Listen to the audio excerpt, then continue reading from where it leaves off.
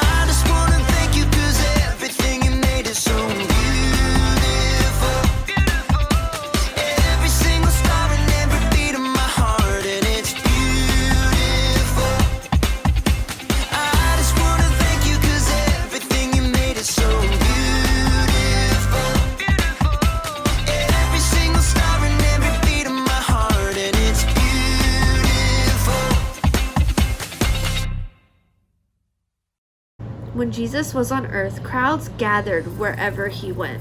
They wanted to hear his wise words, and they had heard about his amazing miracles too. On one particular day, Jesus saw a crowd gathering. He took his disciples up a mountainside and began to teach to them.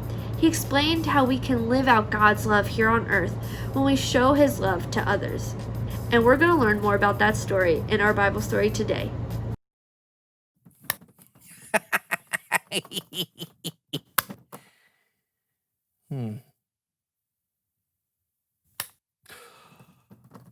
A six-legged chicken. It's chicken for everyone.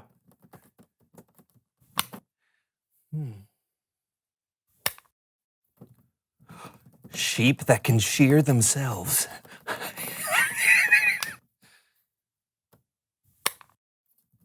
A pair of glasses that'll let you see behind you.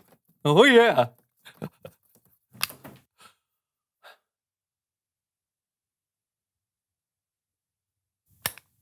Beef jerky made out of chicken? Novels! Oh, this is the best idea yet. Ah, where do they come from? So strange. Clothes that are made from other clothes.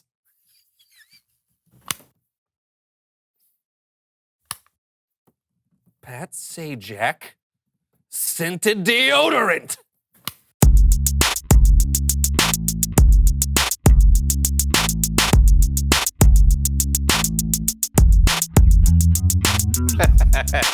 Welcome to the So and So Show. I'm Brandon. And I'm John, and we're wearing awesome mustaches. Yes, we are. Why? Because we're chefs. And every self-respecting chef has a mustache.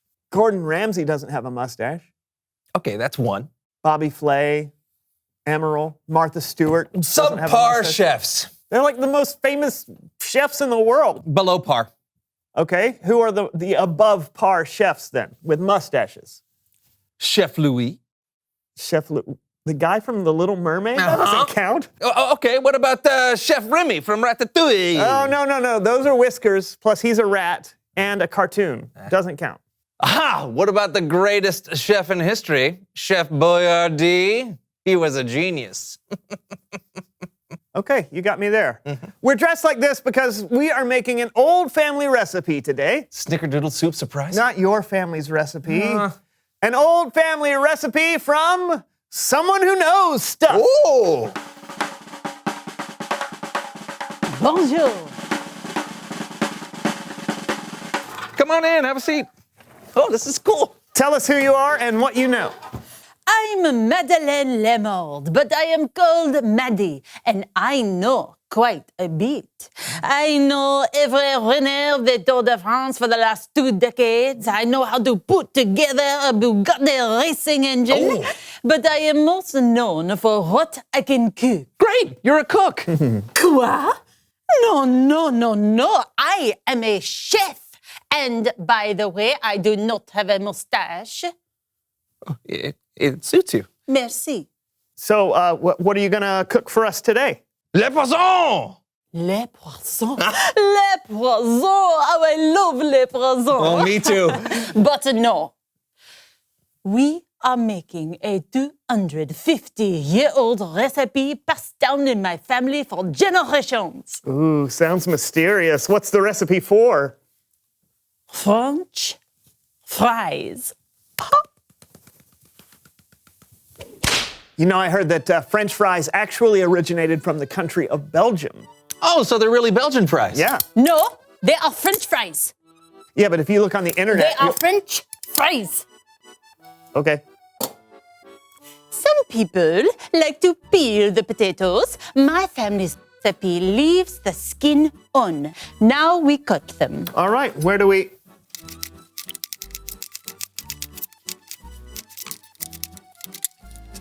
Voila. start? You batter the fries.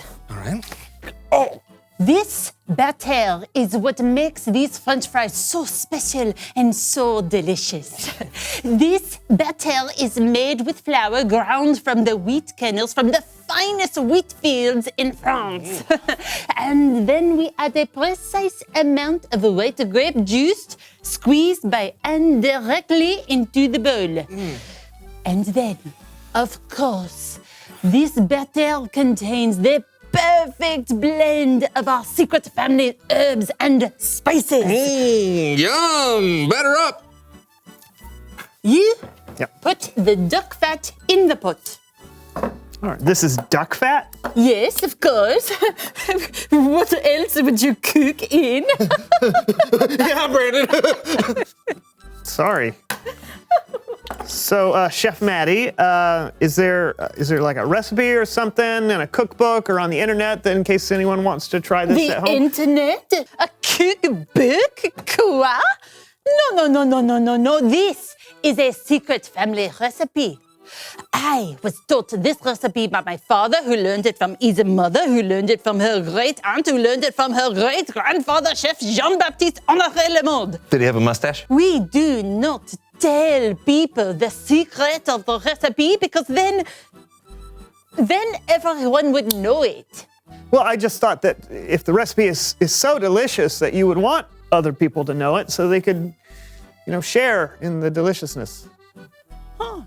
This is something I have not thought about. It has always just been a recipe passed down in my family. Oh, well, I can't wait to pass it down my throat into my belly. So are we going to cook these Belgian fries or what? Yes, of course. You must bake them bit by bit at 375 degrees until they are golden brown. Wait. You're sticking around to watch us cook them, right? Oh, I'm afraid not. No, I do not think I can keep this recipe to myself any longer. Everyone should know, no? No. I mean, yes. I mean, what? Be on the lookout for Chef Maddie's cookbook where all my secrets will be revealed. Magnifique! Bye. She didn't even say bye. Well, she's in a hurry. Do you want to put these in the oven? Oui, oui.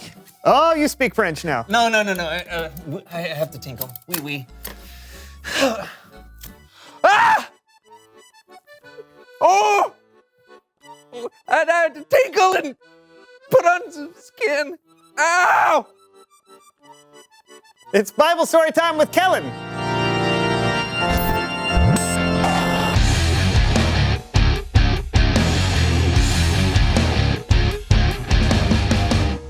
Hey guys!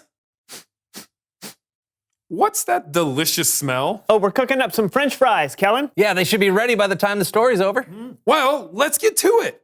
The story today comes from Jesus' most famous sermon in the Bible. And since Jesus preached this sermon from the side of a mountain, today we call it the Sermon on the Mount. The sermon from the mouths? I thought all sermons were from the mouths. No, the Sermon on the Mount. It's short for mountain. A short mountain is called the hills. Okay. So everyone, this is my friend Horvath. I'm guessing he's here to help me tell today's story. Thank you for having me on your shows, Kellens. I am Horvath, and I am an expert in combining the mental trainings of learning the Bible with the physical trainings of making your muscles bigger. Perfect. So I'll tell the story, and Horvath, you give us some exercises to help us remember it. All right, let's do this. Okay, so Jesus was talking to a crowd of people from the side of a mountain. One of the things he said to his followers was this: you are the salt of the earth. First exercise. Okay, we are going to make salt for the earth. All right, so I put my hands on my hips like this and then rotate around. Click, click, click, click. This is called the salt grinder. We do it 24 times. Ready? Go. 1. Click, click, click. 14. Click, click, click. Elastigirl. Click, click, click. 3-hole punch. Click, click, click. 24. Hey, we made salt of the earth. Okay, that was fun, but what do you think Jesus was talking about when he said, you are the salt of the earth?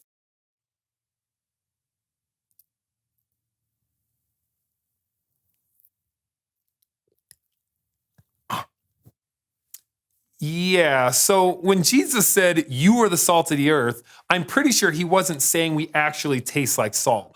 But salt is used to make food taste better, and salt is used to keep certain foods fresh. So maybe if we're the salt of the earth, Jesus was saying that we have the opportunity to make the world better somehow. You see?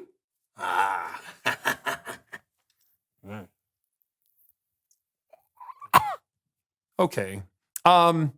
Jesus kept going. He said, you are the light of the world. Second exercise. We are not salt anymore. Click, click, click, click. We are lights. So let us pretend to be lighthouses. Stand straight and rotate your head like a light all the way around. I call this turn the light on. We do it 137 times. Go. 1.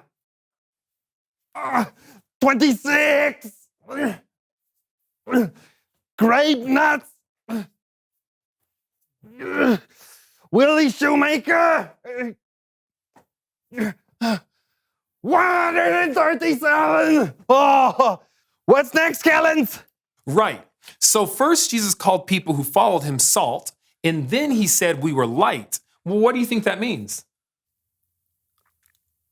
Oh, no, don't do that again. No. Here, maybe this will help. Jesus said, you are the light of the world. People don't light a lamp and put it under a bowl, right? Right. Instead, they put it on its stand. Then it gives light to everyone in the house. In the same way, let your light shine so others can see it. Then they'll see the good things you do, and they'll bring glory to your Father who is in heaven. I think I understand. You do? No. That's okay. It can be confusing sometimes. Jesus was saying that if you are someone who trusts and follows him, you should live in such a way that brings light into what can sometimes be a dark world. You should be looking for creative ways to do things and creative ways to love others. And when we do that, it will point others to God.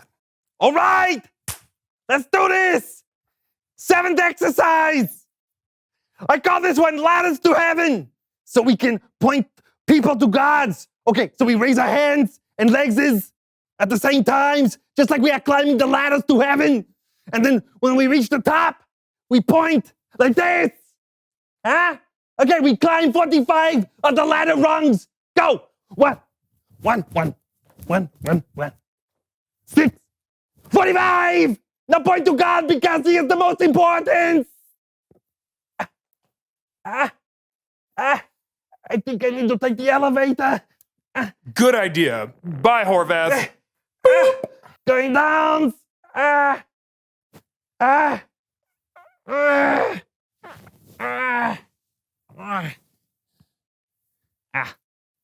Well, just in case that wasn't clear, it boils down to this.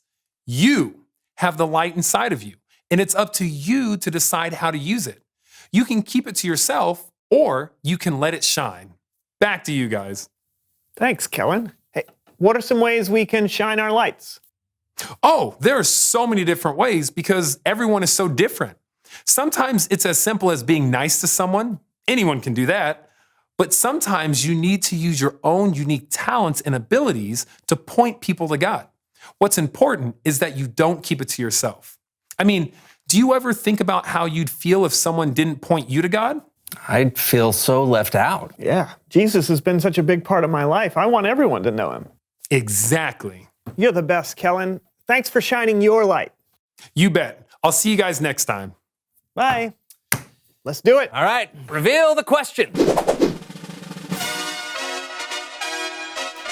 Who first told you about God's story? What a great question, because those were people who shone their light to us. For me, it was a guy named Brett in my senior class at high school. Oh, cool. For me, it was my grandmother. Oh, cool. For me, it was my mom when she took me to Sunday school for the first time. Awesome. Are the fries ready yet? Oh. Yeah. All right. Oh, yum.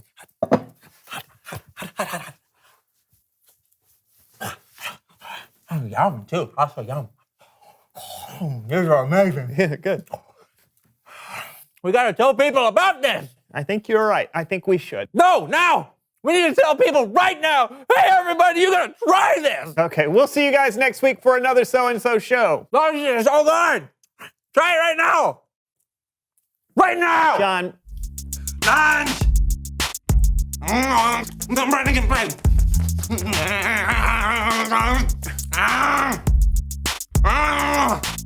I'll be running. You do a spin. All of them.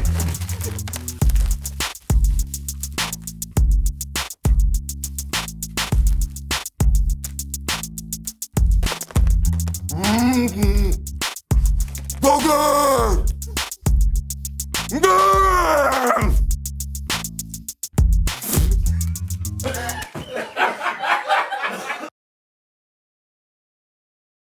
When Jesus said that we're like salt, He meant that we can make things better for people around us. When we share God's story and shine His light, we can bring hope to others. We help fill their lives with kindness, joy, and peace. We can shine our light by loving God and loving other people. Our lives can tell His story in everything we say and do. Our bottom line for today is God created you to share His story. Your whole life can point others to God's story. Don't just talk about God. Show what a difference He has made in your life. Treat others the way you want to be treated. That's how we can do what God has created us to do. Share His story. What Jesus said to His disciples is true for you and me. God created us to be the salt and light. He made each of us with an important purpose. Maybe you have a gift or talent that God has given you. He made you creative in your own unique way. Remember, when you use the gifts that God gave you, it honors Him and it allows you to share His love with others. That's how you can share His story and help other people know His love too. Maybe you really like to create art. You can make a drawing that reminds others of God and the amazing world He created. Or you could write out one of your favorite Bible verses that always encourages you and give it to a friend. Maybe you know a friend at school who's going through a tough time. The next time you and your family go to the park, you can invite him or her to go with you. Or you can ask a teammate to come to an event here at our church and see if they'll like it. There are tons of great ways to share God's story. We can all use our creativity, but the important part is to remember this: God created you to share his story. For your activity today, what I want you to do is find someone in your house and tell them a story you remember when you were little that you think is so funny. And then I want you to talk to them about a memory you have with God, whether it's maybe you felt him when you prayed, or who helped you first learn about Jesus, or what Bible stories do you recall from when you were really little. If you've heard about Jesus as a little kid or just recently, it's because someone knew that God's story was worth sharing with you. It may have been your friend, your parent, a church leader, family member, or someone who wrote a book for you to read, or spoke at somewhere that you visited. No matter who it is, God used them to shine the light of his love onto your heart and help you understand who Jesus is and what he's done for you. And you can do that too. If you know and follow Jesus, he will help you use your gifts and talents in a creative way to share the most important story with anyone that will ever hear it. The story of how God sent his son, Jesus, to rescue us. Well, I hope you have such a great week, guys, and don't forget to be creative this week in one way or the next. We'll see you next time. Bye, guys.